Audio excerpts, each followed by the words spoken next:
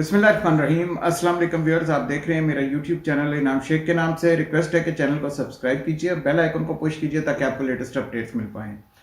आज बात करेंगे हम लोग प्रॉपर्टी के हवाले से।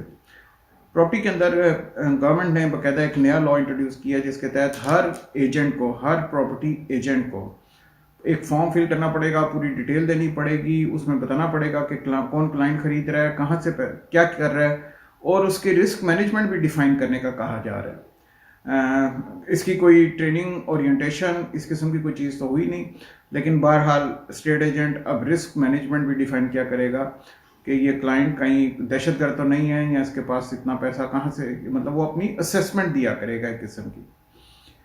बहुत ही अच्छा होता। ज़ाहिर है ये सारे का सारा रिक्वायरमेंट, ये सारी की सारी डिमांड IMF की जानिब से आई है, और IMF और FATF चाहते हैं कि पाकिस्तान के अंदर प्रॉपर्टी, उनके ख्याल में कि इसमें सारा ब्लैक मनी इन्वॉल्व है, तो इस वजह से इसको काबू किया जाए। उनको नज़र आ रहा है पाकिस्तान की एक ही इकॉनमी चल रही है, बाकी तो हर चीज़ इस तरह नहीं चल रही जितनी बड़ी ये इकॉनमी है। तो वो चाहते हैं कि पाकिस्तान की इस इकॉनमी को भी इतना क्रिपल डाउन कर दें कि फिर पाकिस्तान के अंदर बाकी कारोबार आप देख ही रहे हैं कि किस तरह से चल रहे हैं। प्राइम मिनिस्टर इमरान खान का अपना भी मंशूर ये है कि उन्होंने कहा था कि हम कंस्ट्रक्शन इंडस्ट्री को बूस्ट देंगे। कंस्ट्रक्शन इंडस्ट्री तभी बूस्ट लेगी जिस टाइम पे कोई प्रॉपर्टी बिकेगी, कोई रियल एस्टेट बिकेगी, कोई लैंड बिकेगा, फिर ही उसके ऊपर कंस्ट्रक्शन होगी। अगर लैंड नहीं बिकेगा तो कंस्ट्रक्शन नहीं होगी। तो सबसे पहले तो लैंड बिकना है। अच्छा, ये कंस्ट्रक्शन इंडस्ट्री जो आप सारी देख रहे हैं, जिसमें 72-73 के करीब फैक्ट्रीज और डिफरेंट कह लीजिए कि ग्रुप्स हैं कि सीमेंट का अलहदा है, ब्रिक्स का अलहदा है, सैंड का अलहदा है, एल्यूमिनियम का अलहदा है, शीशे का अलहदा है, ये सारे भी मिला लीजिए तब भी रियल स्टेट का ये तकरीबन 4 to 5% बनता है। रियल स्टेट एक बहुत बड़ा सेगमेंट है पाकिस्तान के अंदर। इसको अगर आप नेट पे जाके देखेंगे तो आपको मालूम पड़ेगा ये तकरीबन हमारे यहाँ तकरीबन 500 to 600 बिलियन डॉलर का ये रियल स्टेट का ये सेक्टर डेवलप हुआ हुआ है। IMF की शराइत मानना, वर्ल्ड बैंक की शराइत मांगना, FATF की शराइत मानना, बिल्कुल ठीक है, मानिए, बहुत शौक से मानिए, लेकिन उनको पहले मैंने जिस तरह कहा है कि जो लोग हेल्म ऑफ द फेयर बैठे हुए हैं उनको वो ये चीज़ बावर करवाएं कि इसमें सारे ब्लैक मनी नहीं है। इसमें ज़्यादातर हमारे यहाँ वो लोग हैं जो इसके अंदर प्रॉपर बिजनेस कर रहे हैं। बहुत सारे लोगों के रोज़गार लगा हुआ है, ख़ानदान उनके ऊपर गुजारा कर रहे हैं। लेकिन वो तो खुद मल्टी ट्रिलियनर हैं जो इस पोजीशन पे बैठे हैं। उनको क्या फ़र्क पड़ता है अगर FATF कुछ कहता है तो वो आगे से जी sir, okay will do it, will manage it, will screw it up. उनका आगे से इस किस्म के जवाब होते हैं, बजाय इसके कि वो इसको डिफेंड करें। और अगर वो खुद डिफेंड नहीं कर सकते, हमें बताएं, हम डिफेंड कर देंगे, विद लॉजिक करके देंगे, विद डेटा करके देंगे। चलिए, बहरहाल आप बैठे हुए हैं, अल्लाह ने आपको इस टाइम पे पोजीशन दी हुई है और आप IMF के साथ डील कर रहे हैं, FATF के साथ डील कर रहे हैं, वर्ल्ड बैंक के साथ डील कर रहे हैं, और आप ये एक्नॉलेज कर रहे हैं कि हमारी इंडस्ट्री जो है वो ब्लैक मनी पे चल रही है, तभी आपने इस किस्म के फॉर्म और ये सारा इंट्रोड्यूस कर रहे हैं। कोई प्रॉपर्टी पाकिस्तान में ऐसी नहीं है जो टैक्स दिए बगैर उस मालिक को ट्रांसफर कर दी जाए। टैक्स लाजमी देना पड़ता है और हर बंदा टैक्स देता है। ये बिल्कुल गलत बात है क्योंकि टैक्स नहीं देता, हर बंदा टैक्स देता है। जो भी प्रॉपर्टी लेता है उसके नाम ट्रांसफर तब होती है जब वो टैक्स देता है, और टैक्स का रेट इतना हाई है कि दुनिया में चंद एक ममालिक में से माशाल्लाह ही है। बहरहाल चलिए ठीक है, अब ये नया एक फॉर्म आ गया। अब जो प्रॉपर्टी डीलर्स, स्टेट एजेंट जो इतना ज़्यादा पढ़े लिखे नहीं है, अब उनके ऊपर एक और एक्सपेंस आएगा। वो बाकायदा अकाउंटेंट बैठाएं ऑफिस के अंदर, वो नेट लगवाएं, नेट लगवा के वो अपडेट करें इंफॉर्मेशन, और फिर क्लाइंट का उसके बाद उसके ट्रांजेक्शन अमल में आया करेगी। बहुत अच्छा स्टेप है, बड़ी मुबारकबाद हुकूमत वक्त को कि उन्होंने ये स्टेप लिया है। सिर्फ पूछना ये चाहूँगा कि क्या भारत में भी इसी तरह किया जाता है? पूछना ये चाहूँगा कि श्रीलंका में भी इसी तरह किया जाता है, बांग्लादेश में भी इसी तरह किया जाता है? अगर आप इसी किस्म के पूरा परफॉर्मा और डिटेल और फलाना और धमकाना, क्योंकि ये हम लोग एक तरक्की पजीर मुल्क है ना, तो हम मुकाबला करते हैं तरक्की पजीर ममालिक के साथ। तो चलिए, मुझे कोई तरक्की पजीर ममालिक में से कोई एक मुल्क ऐसा दिखा दीजिए जिधर इस किस्म के फार्मूले लग रहे हों। ये कहा जाता है कि जी पाकिस्तान में पता नहीं चलता कौन प्रॉपर्टी ले रहा है। बिल्कुल पता लगता है, ID कार्ड साथ अटैच होता है, हर डिटेल अटैच होती है।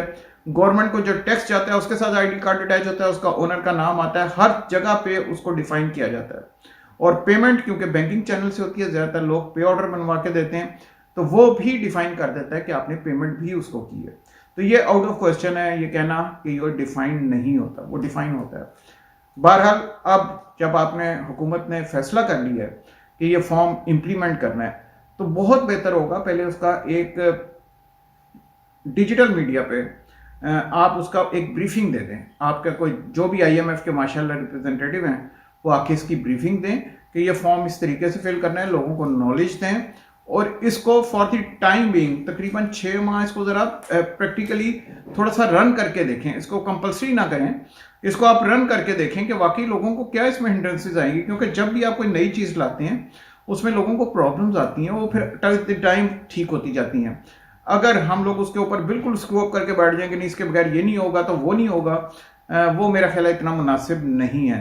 बहुत सारे रियल स्टेट एजेंट्स ऐसे हैं जिनकी ट्रांजैक्शंस मतलब मंथली 3 से 4 दफ़ा भी हो जाती है। वो थोड़ी थोड़ी ट्रांजैक्शन कर रहे होते हैं और रोटेट कर रहे होते हैं ट्रांजैक्शंस को, ताकि उनको एक मुनासिब सा प्रॉफिट मिल जाए और वो अपना घर चला सकें, अपने बच्चों को रोज़गार अपने बच्चों के लिए लेके जा सकें। तो उसके लिए क्या सिस्टम अपनाया जाएगा?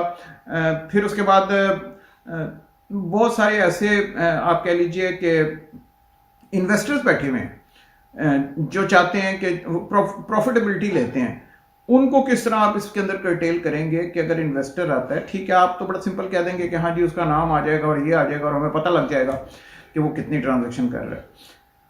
मैं इंडिया की कुछ साइट्स देख रहा था प्रॉपर्टी की और मैं उसको ऑब्जर्व कर रहा था और मुझे उसमें नज़र आया कि बाकायदा उधर बताया जा रहा है, इंडिया में जो हमारे हमसाया मुल्क है उधर ये बताया जा रहा है कि आपने टैक्स एविजन कैसे करनी है जब लैंड खरीदते हैं, यानी कि टैक्स कैसे बचाना है।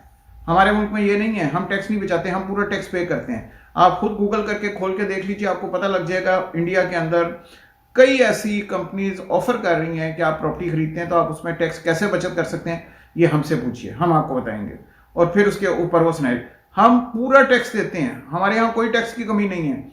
हमारी इंडस्ट्री, मेरा मतलब जो पाकिस्तान की रियल एस्टेट इंडस्ट्री है, ये बाकायदा मॉनिटर्ड है, ये बाकायदा ऑथेंटिक है और इसमें हर बंदा टैक्स दे रहा है। अगर कहीं पे कोई लूप होल है तो उसको आप स्क्रू अप कर सकते हैं। Again coming back to the form, बिल्कुल कीजिए आपका हक बनता है, वो फॉर्म बिल्कुल एक लेके आइए, उससे आपको अगर डाटा अच्छा मिल रहा है बिल्कुल कर लीजिए, कोई दिक्कत नहीं, उसको बिल्कुल कीजिए। और इसके ऊपर जैसे जैसे काम होगा अच्छा बेहतरी आती जाएगी और ट्रांसपेरेंसी आएगी और चीज़ें बेहतर होंगी। तो मेरा तो यही ख्याल है कि इस पे अगर स्टेक होल्डर से मशवरा कर लिया जाता ज़्यादा बेहतर था। स्टेक होल्डर्स क्योंकि इस इंडस्ट्री के अंदर वो सारे के सारे शहरों में बैठे हुए हैं और उनके साथ अगर आप मशवरा करके चलेंगे तो इंडस्ट्री ज़्यादा बेहतर तरीके से परफॉर्म कर सकती है। आप चाहते हैं कि आपकी जो कंस्ट्रक्शन इंडस्ट्री ग्रो करे, तो कंस्ट्रक्शन इंडस्ट्री तो रियल एस्टेट इंडस्ट्री का 4 to 5% है, 6% लगा लीजिए।